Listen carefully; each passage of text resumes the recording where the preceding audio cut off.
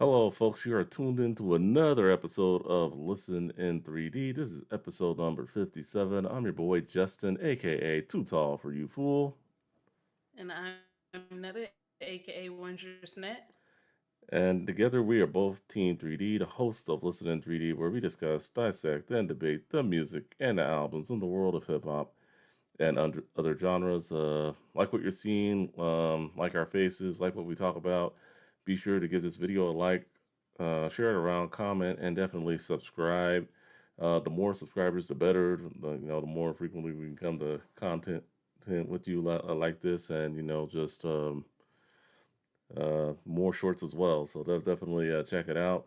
Want to help us out one step further when you do subscribe? Put on a notification bell. That way you know when our episodes go live. We typically go live on Wednesdays and some Saturdays. Usually the last Saturday of every month, unless it's 5 Wednesdays that month. Figure to give you all a reminder of our schedule. And I think that's all I had to announce. You got anything, Netta? Anything that you want the people to know? I know you hardly ever do announcements. No, not really. All right. Okay. So this album we're doing today. Have you heard this guy's music before? No, No. not until I just listened to it. And that doesn't surprise me. And I will admit, maybe not now, but say like when you were younger, would you get him confused with another person with like a similar name or even people? um, I don't think I ever did honestly, because I was very familiar with the other guy with a with a similar name because he had all the movies. So I don't think I ever got him confused. And then, well, there's another guy too. Yeah, I mean, this guy we're doing, I don't think he needs any introduction. He's probably one of the, I wouldn't say founding fathers of gangster rap, but definitely one of the OGs. Maybe founding father on the West Coast. I'll give him that much. But yeah, he's definitely one of the OGs for sure. Go ahead, introduce this album. Not small talk. So today we'll be reviewing Ice-T's fourth studio album, OG Original Gangster. It was released May 14th, 1991. It was certified gold. It peaked at number 1 on the R&B and hip hop album charts and number 20 on the Billboard 200. Um, for this album, all songs had music videos. So the album also had a video version. There were singles including Original Gangster and New Jack Hustler, and there were guest appearances from Donald D, DJ Aladdin, Charlie Jam, Evil E, Nat the Cat, Randy Mack, Prince Whipper Whip, Sean E. Sean, Body Count, Special K, Al Patron, and Mello. All right, sorry about that. I had a little bit of an interruption. Yeah, daughter kind of walked into the room, kind of took me by surprise. Okay, so Ice T, um, not to be confused with Ice Cube, Vanilla Ice, or even Ice Spice for those of you tracking. Ice T, his real name Tracy Morrow, and for the most part, like I was saying before you introduced everything about the album that we're discussing, he is one of the original OGs when it comes to gangster rap. The OG would probably be Schoolie D, and he and Schoolie D even talked, a little bit before he made his album. He premiered in 1987, right before, a little bit before NWA. He came around. He definitely dropped first, so he did beat Easy E and NWA Ruthless Records to the punch in terms of putting out records. And definitely one of the founding fathers of the West Coast. Um, I know they have the group, Mount Westmore, but if you were to put a fifth person on there, I think he would definitely be in the running. Yeah, he's been around a long time for the most part. One thing before we get into other things he's done aside from hip hop, I will say of I believe of all the West Coast rappers I've listened to, I think, and maybe it's just, and maybe that's a little bit on me, or just maybe interest or whatnot. He's the rapper I have like the least connection with. I don't know what it is. I mean, I haven't listened to a whole ton of his music, but I definitely do want to listen to more of it. Maybe it's a little too 80s for me. I don't know, but one thing I will say, he is a great storyteller. He has a lot of great stories from his time growing up. Um, he was born on the East Coast. He grew up, spent most of his childhood in New Jersey. Lost both his parents at a very early age. So after his father passed away, I guess he had an aunt that lived in L.A. So he moved to L.A. I think he was bused to a school for a while on the west side, and then eventually went to Crenshaw High School.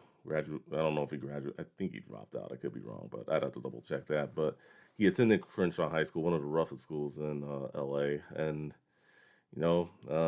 just look, saw what was going on around him. From the gangsters to the hustlers. You know, the pimps. He saw it all, and pretty much he uses that in his music. So very very great storyteller. One of the best storytellers in all of hip hop. Maybe some would even argue that he's the best. So uh, in terms of albums I have from him, I do have the one right behind me, the vinyl set. I'll show it off toward the end of our episode. Crime Stories, which he displays a lot of his best storytelling songs from over the years. And if you listen to this one, if you like good storytelling, just overall, it doesn't even got to be street related. But I mean, just a overall great storyteller, and I think he definitely one of the best to do it out west. So, and aside from that, he's probably famous for being on one of the longest dramas ever in Law and Order Special Victims Unit. So, I'd had to throw that out there too. So, I mean, definitely great guy. Had his own talk show with his wife Coco for a while. Um, any connection to Ice T growing up? I know you do, Um, since you seem to be a crime drama fan.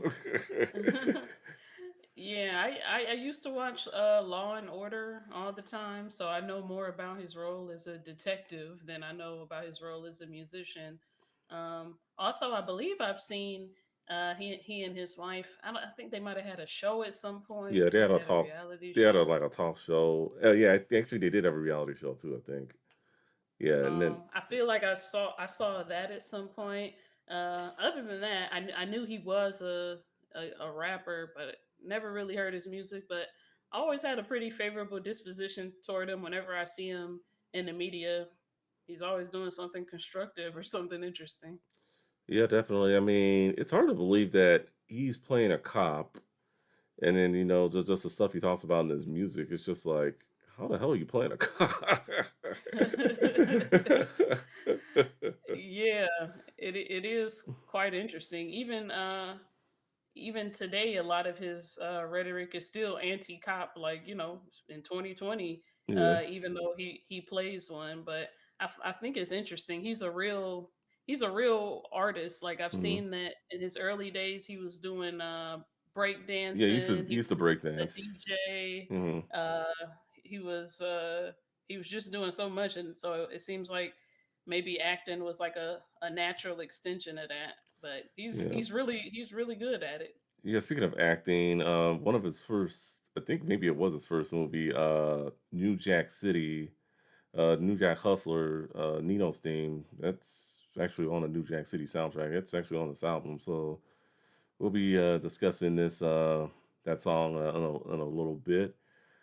So I mean, he's definitely done. He's been acting for a while too. Speaking of Ice Cube, he and Ice Cube were in a movie together called Trespass. Not sure if you knew Hmm. that or not. So I think I heard of it, but I I didn't see it. You didn't see it. Oh, I mean, if we ever do the soundtrack, all right movie. I saw it actually a couple months back. It's not a bad movie. It was a pretty good soundtrack too. So it's one of those we can put on our soundtrack list when we start doing some more movies. Uh, but yeah, overall though, you know, I wouldn't say that this was probably his most influential album, but maybe numbers wise, obviously, it wasn't his best one. I would have to say the album, what was it? Power. I think that was his best album in terms of sales. And that was the second album that came out in '88 when he was Oh, at okay. the probably at the height of his career. If we ever do another IC album, that would probably be the next on the list. But this was his first album going into the '90s, so just definitely a great artist, great you know hustler, street guy, just great overall. So, all right, any other memories of Ice T before we get into what this album's all about? No. All right, so let's start with the album artwork. And to me, it looks like he's in a nice pimped out house, nice suit, and then you see the picture on the right. It's like he's like in shackles, chained up or something like that. And then Yeah. you got his boy behind him. But just I mean, with it being his fourth album, seems like he's come a long way. I mean, didn't really make too much of it. I mean, it's all right album cover, not certainly not the worst I've ever seen, but I wouldn't say it's the best either. What are your thoughts on album cover? I know you studied it a little bit. Yeah, it's okay. The the picture of him shackled up, it kind of reminded me of those have you ever seen those videos of the people like pretending to be video game characters and they're like just going Oh, around doing video game oh, motions? yeah. I don't know why his the way he's standing right there just reminds me of like one of those characters just standing there floating around and pulsing. But uh, I guess the album cover kind of shows him in two different states, and Hmm. I think throughout the album he kind of he talks about himself in various different kinds of ways. So I guess Yeah. it kind of does go along with the album. And then another thing I did forget to mention, I think that's one of his. I'm not sure if that's Evilly or DJ Aladdin. One of his Rhyme Syndicate associates. It was a big. One other thing I should say too before we move any further. Pretty much, if you're coming out in the late '80s, out of the West Coast anyway, in Southern California, you pretty much had came out of three branches. Obviously, the main one we've done already, Ruthless Records. Then there was another one, Delicious Vinyl, and then there was pretty much him, and he had the Rhyme Syndicate, and pretty much he had quite a bit of artists on there. DJ Aladdin, some of the guys you named earlier. Two of the more popular guys, I would say, was from that Rhyme Syndicate would be Everlast, who we know was the front man later on for the hip hop group House of Pain, and WC, who pretty much now goes by Dub C, but back then I believe it was WC, who was in a group with DJ Aladdin called Low Profile, and then they broke up, and then he um made another group called WC and the Mad Circle. The Mad Circle had a rapper who was coming up at the time by the name of Coolio. So eventually we'll do a WC and a Mad Circle album one of these days. So I figured I'd just throw that out there as well. With talking about the artwork before I forget, a little bit of West Coast hip hop history for you. Not everyone came through the tree of Ruthless and Death Row. So just just so y'all know. All right, let's move on to the beats. Now, he didn't use Dr. Dre or anything, so obviously they're not G funk type beats. I mean, some of them were better than others. I mean, I don't think it's the best beat wise, but definitely when it comes to IC, I think what gets a lot of people in is more the storytelling. But what you think of the beats? Let's hear what you got to say. I was pretty impressed with the beats. I liked the Towner. The They had Tower. like the or the Tower. Yeah. They had the Halloween theme. Oh yeah. And going against like prison, like and they had it going with each other. I thought that was really cool. But my favorite one was the Pulse of the Rhyme. The I really Pulse of the like that. Rhyme. Okay. Okay, that was a good one. I would have to say the Tower was a nice dark beat. I would have to say Midnight was probably the darkest of them all. So I mean, he was. I mean, maybe they weren't funky type beats, but he definitely did have his dark beats. I would have, yeah. So Midnight and OG Original Gangster wasn't a bad beat either. I thought that was pretty good. And honorable mention, Home of the Body Bag. I know it wasn't like a well, that was like more insert, but I thought that was a nice tone to set the album up, if that makes I sense. like I like that one too. hmm So I thought, I thought it was pretty good beat. All right, so did the beats. Now let's do the singles. There was a lot, with every song having a music video. I think some of the videos were better than others. Some of the music videos, I'm not gonna lie, were kind of forgettable to me. But I mean, if you want to talk about the music videos, go ahead. Out of curiosity, did you see them all or not? Or Yeah, I watched the thing in order on that oh, playlist. okay, yeah. Yeah, props. I know some of them were ripped, from a dude off YouTube. I don't know, but whoever that guy is, props to him because that's just like straight preservation right there. So it's like because that thing I think was on VHS, and the fact that he converted a lot of them. Some of them were from Warner Brothers, so obviously they retained those. But then it's like the other stuff. It's like yeah, using a converter. Yeah, that I'm pretty sure that shit isn't easy, and well, I'm sure you can get one of those things a little cheaper. But I know back then, like in the mid 2000s, those things weren't cheap. Let me tell you. But anyway, getting back to the singles.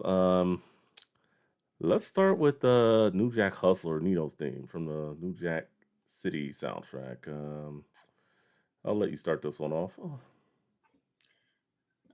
I like how he was talking about how he learned how to be a hustler in school. He says the ends justifying the means. mm-hmm, That's the system. And he said he talked about how he feels like he became greedy. I mm-hmm, had mm-hmm. nothing and I wanted it. You had everything and you flaunted it. Turned the needy into the greedy. He talked about like the pros and cons of being a hustler. The pros, you get the cars, jewelry, cash, and women. Yeah. You move like a king, and on the cons, he has a capitalist migraine. All his love is dope and dead presidents, and every dollar he gets, another brother drops. He feels twisted and jammed in a paradox, and so of being a hustler, he asks, "Is this a nightmare or an American dream?"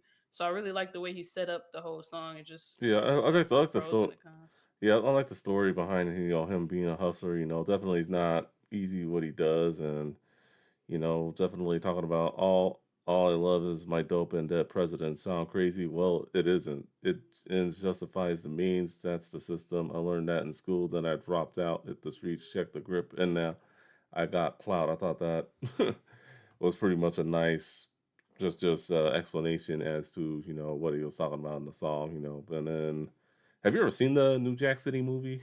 Out of curiosity. Yes, I think I saw it a couple years ago. Yeah, it was with him. It's when Chris Rock is a crackhead. Yeah, Chris Rock was, he was a druggie in that movie, and then Wesley Snipes is the bad guy. And Ice T. Oh, speaking of him playing cops, he actually plays a cop in this. So yeah, there you He go. really likes to play cops. Yeah, yeah. The ending I thought was pretty like, whoa, like, yeah. I remember Ice T in the courtroom was like, I should have just smoked you myself. Oh, hold on a second.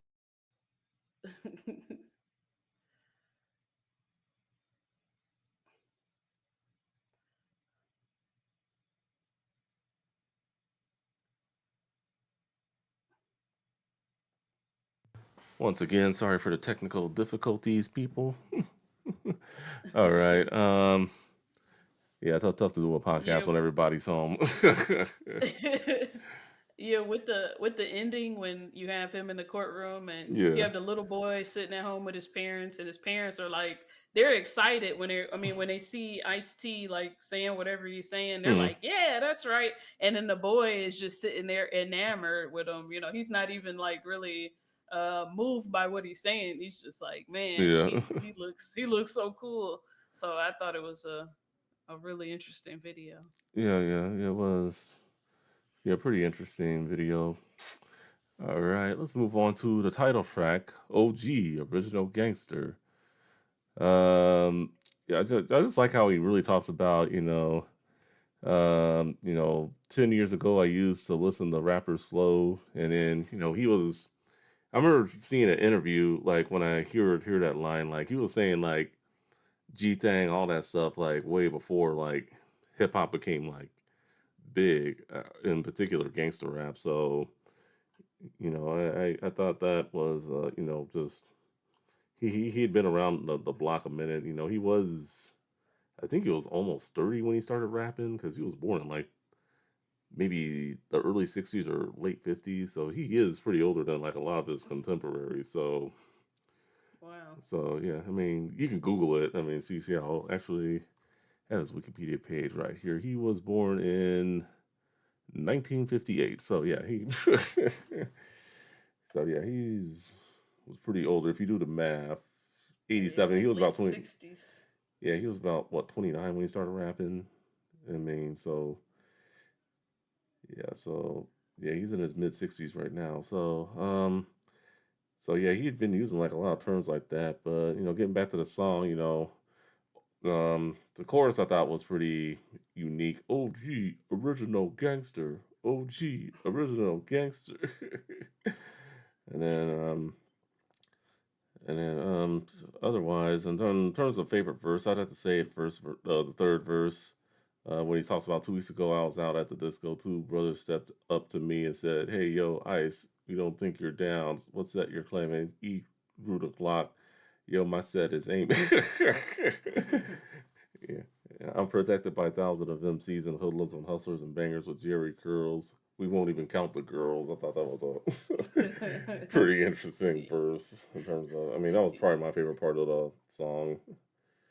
Yeah, that was funny. I liked when he said he fights for the streets when he's on Oprah or Donahue Mm, because there's a lot of lip service paid to like freedom of speech during this time, but Ice T was one of the rappers who would really get enter the Lions Den mm, and be on TV on Donahue and Oprah, fighting people like Tipper Gore and just going back and forth yeah, with them. Like he really believed in what he was saying. So yeah, I like the song and I like his reference there.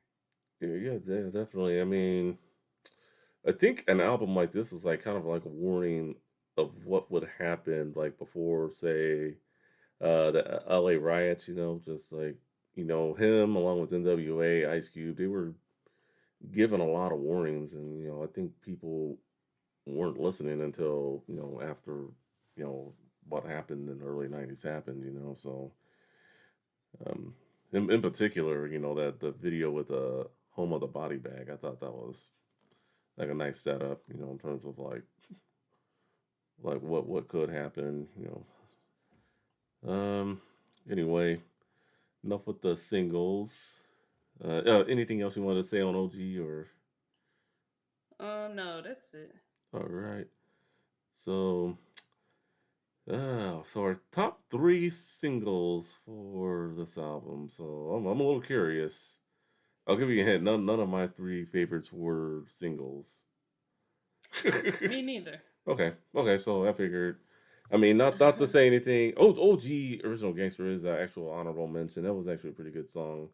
New Jack Hustler. I know that was like the most popular song on the album, but I don't think it's the best album. Best song. All right. So all right. Let's hear it. So my honorable mention is Home of the Body Bag, and Okay. my top three are Mind Over Matter, Straight Up Nigga, and Pulse of the Rhyme. or Mind Over Matter. That was one we actually had in common. That was actually a great music video too. I actually thought liked that video a lot.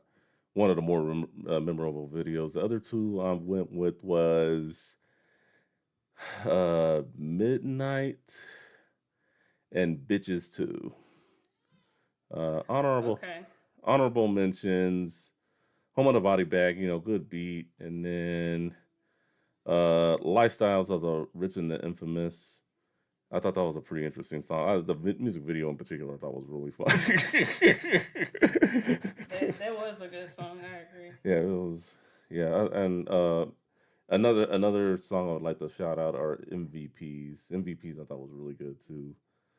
All right, so I'll let you start. Pulse of the Rhyme. What'd you like about this one? I'm a little curious.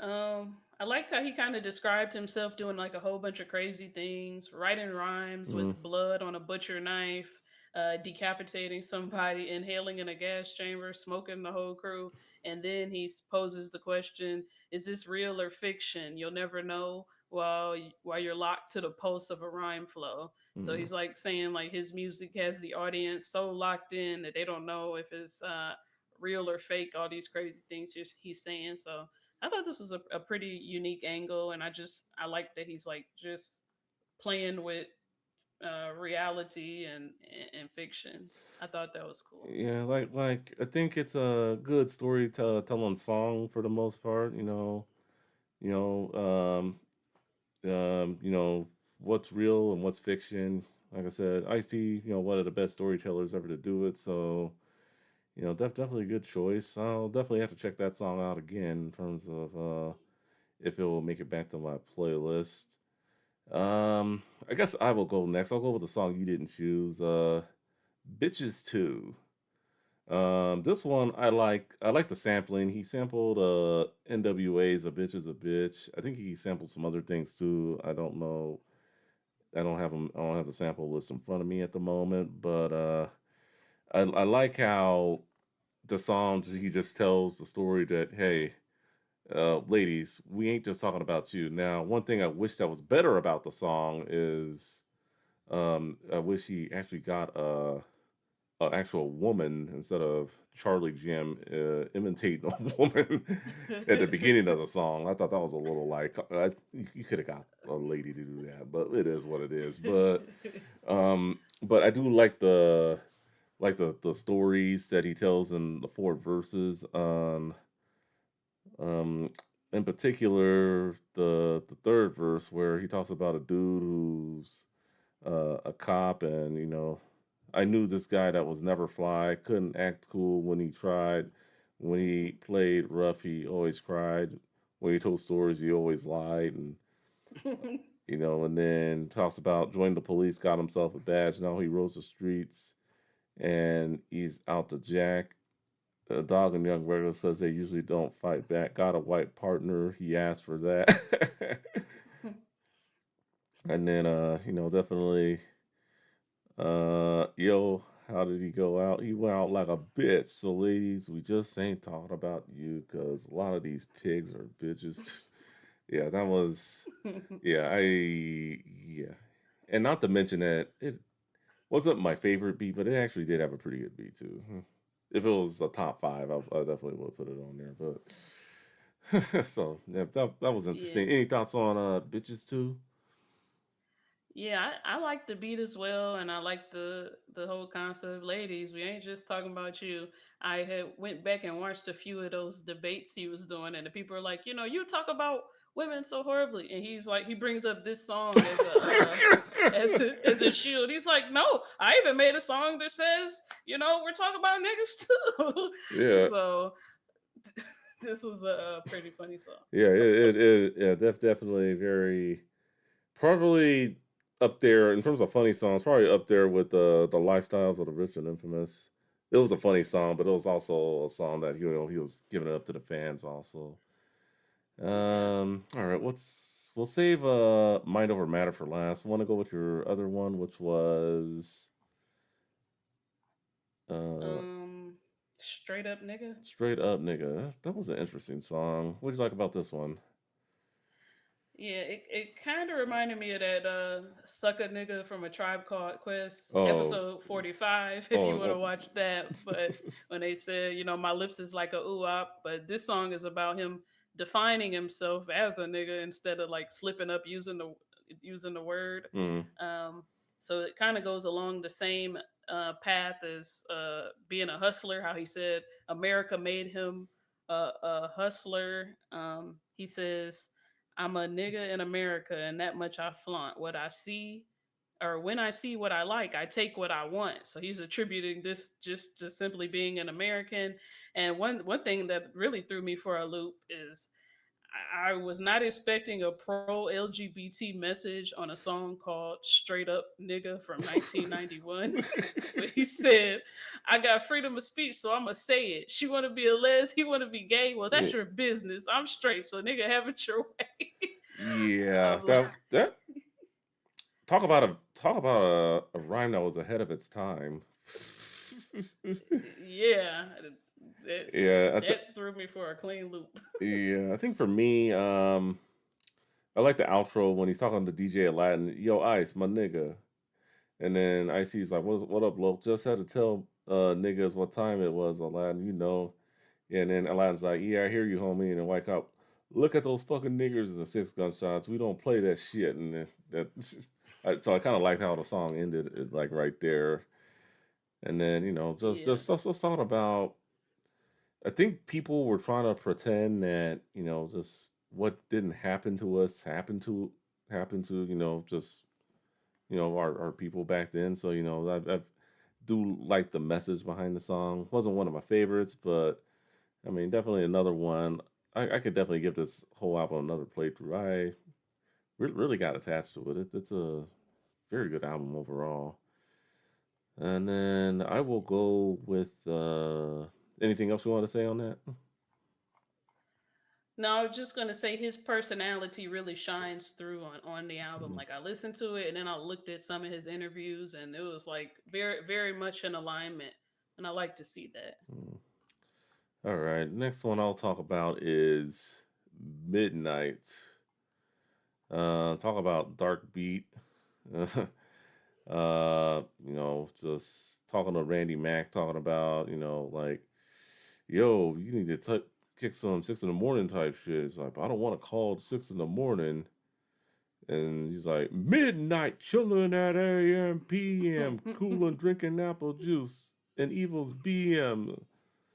And then I would have to say my favorite verse was the second one. And for this, I know you have to be from LA and you kind of have to know your geography a little bit. We boned down Vernon, made a right on Normandy, left on Florence, checking through the ETG, spun out on Vermont, made a left on Colton, right on Hoover. Where we're going. Those are Vernon, Normandy, Florence, Vermont, Colton. They said Golden in the lyrics here, and Hoover. Those are all streets in South Central Los Angeles. So, so I liked how it was like, in particular, Normandy and Florence is where the riots sparked, and this was before the riots. So that's so that really got my attention. And then fourth verse too, I like how it ended. Uh, the sound of fucking police when they're trying to creep broke through my door with no goddamn warning. Looked at my watch. It was 6 in the morning. Yeah. I think it's the first song I ever heard that was like a prequel to a previous song. Like he's describing all the time leading up to 6 in the morning where that song starts. So I thought that was pretty cool. Yeah, and yeah, I'll go over some of the tracks that are on that vinyl I have behind me. Midnight's one of those. Surprisingly, Midnight wasn't on the vinyl for this one, but I'll get into all that in a bit. All right, so last song, the one we had in common, Mind Over Matter. Great beat, by the way. I liked how it goes fast, and I love the video too. How they're just like him and the Rhyme Syndicate are just going back and forth, like with the camera angles and everything. I thought that was pretty cool in terms of that. Um, but what'd you like about it lyric wise, or just Yeah, overall. I like the imagery he was using when he was describing how he writes. He said, "The white paper and blue lines excite my mind, not allowing me to stop the rhyme." And he says, "I made a promise to my brothers in street crime. We get paid with the use of sweet rhyme. We put our minds together, made the tracks clever. Now we checking more bank than ever. Mind over matter." So throughout the song, he's really just emphasizing that his mind can do anything. He says, "I'm gonna plate my mind with walls and shields as I escape from the killing fields." Mm, Another reference to killing fields. So we had one yeah, in it's Illmatic, but yeah, it's a really good song. yeah, yeah, definitely. I like the part on the first verse where it's like rock the house from night till sun is up, because it really ain't much. Uh, you say it's what you say. I got fucking time the mic to play. I write rhymes with the addition and algebra, mental geometry. Don't even come at me talking that weak and popping that bullshit. Yeah, so I thought that was pretty cool. You know, just like he's a real rhymer. You know, just and writing rhymes, with addition and algebra, he definitely is a student of of his craft and expert in what he does. So I thought that was pretty cool. And then beat was good, and I love the video. I think it was definitely one of my favorite videos for sure. Um, and then yeah, just overall, just great song. Yeah, I mean, I thought some of these songs should have been singles. I think this may have been a single along with the other song. What was it? Lifestyles of the Rich and Infamous. Because I know that was under the Warner Brothers thing when I was watching the YouTube video. But like I said, props to whoever put together that list. I mean, because video albums, we haven't done very many of those. I didn't even know this had a video album. I knew there were videos for some of these songs, but not all of them. Any thoughts overall on just it being a whole video album and Yeah, I sort think like we've come a really long way because I mean immediately when I saw that it was a video album, I assumed it would be one continuous story just because I'm so used to mm, all the albums that came after it. Like we did My Beautiful Dark Twisted Fantasy. oh yeah. Beyonce has Lemonade, a video album I love. Mm, But looking at the evolution of it, yeah. it's really neat to me and interesting. I'm guessing, I'm assuming he had one of the first ones. Yeah, at least in hip hop. I mean, yeah, for sure. Yeah, definitely. If you guys can find it, I'll link it in the description to well, when we do this episode. There's a playlist out there. Some of them are official videos from Warner Brothers. Others of them were ripped from a YouTuber. I don't think he even lives in this country. I don't know, but I mean, but when you see the playlist, just give it a listen if you're interested in seeing what some of these music videos were like. But overall, definitely some good picks there. Let's see. Album cuts. I wasn't able to find any cuts or expansions. Um, so yeah, just I will say this: the vinyl, however, it does have some tracks removed. I think there's only like 16 songs or 16 tracks on the vinyl, as opposed to 24. So if you do look to pick this up on vinyl, just know that not all the songs will be on it. In particular, Mind Over Matter and Midnight, two of my favorite tracks, aren't even on the vinyl. So, That's messed up. yeah, yeah, they had to do it. Well, Midnight is on this vinyl here. Let me get it real quick before we get into recommendations.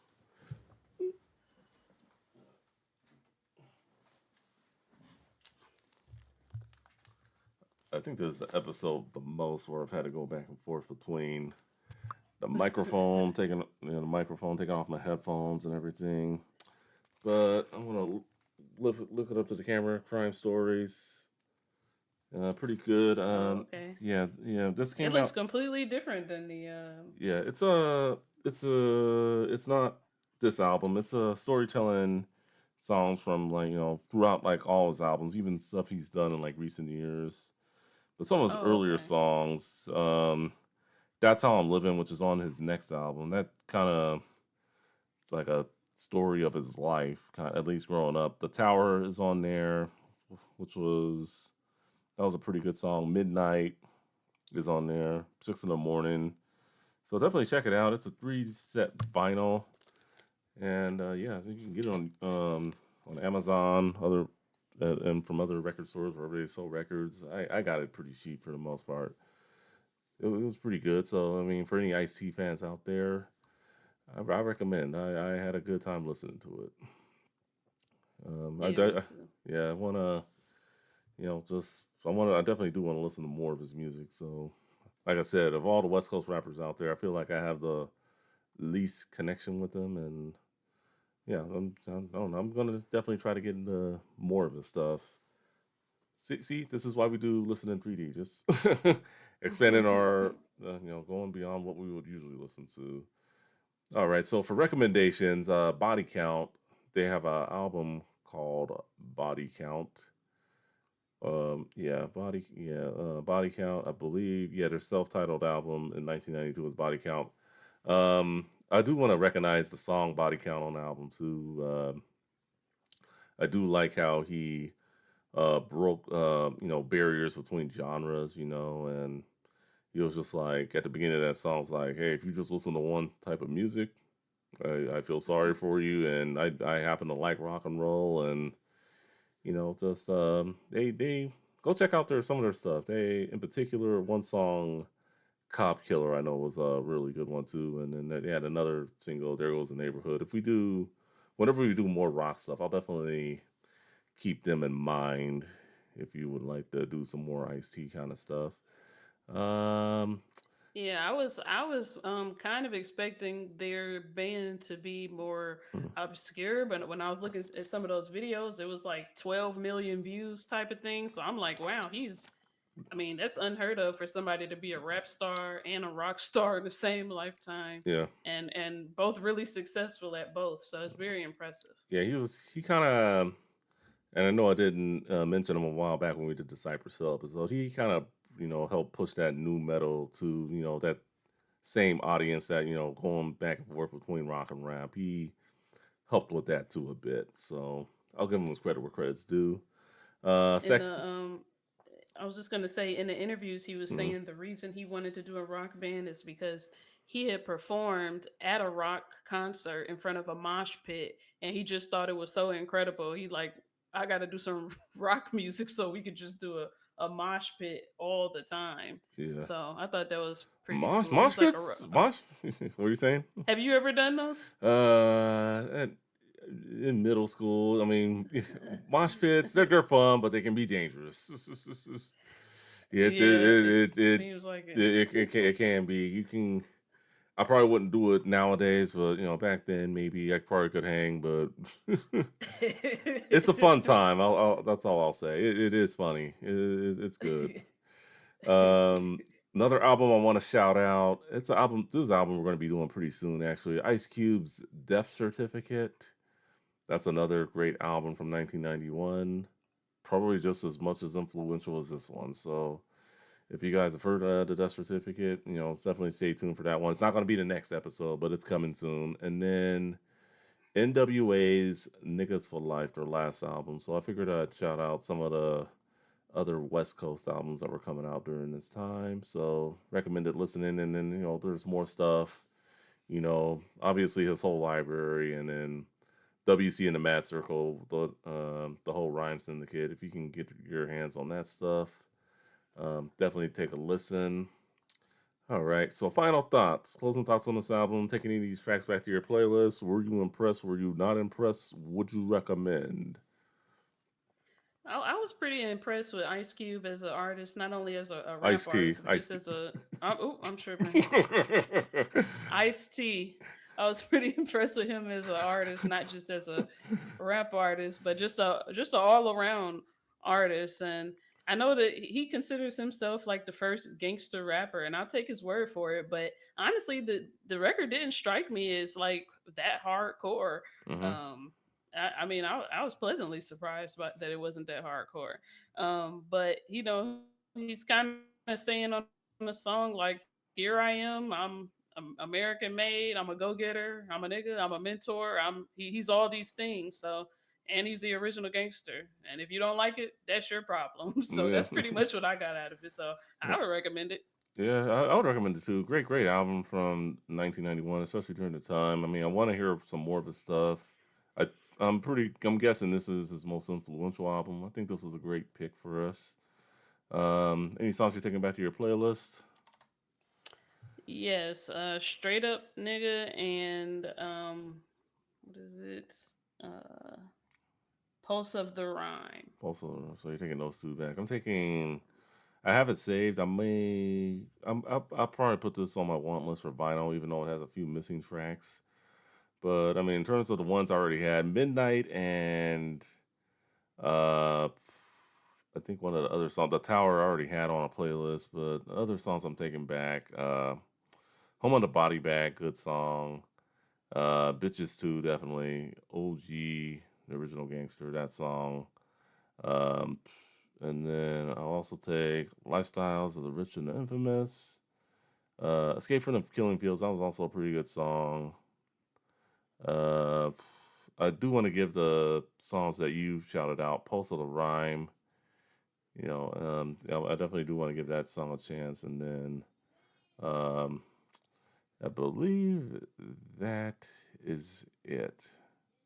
Like I said, Midnight and The Tower were already on playlist. Yeah.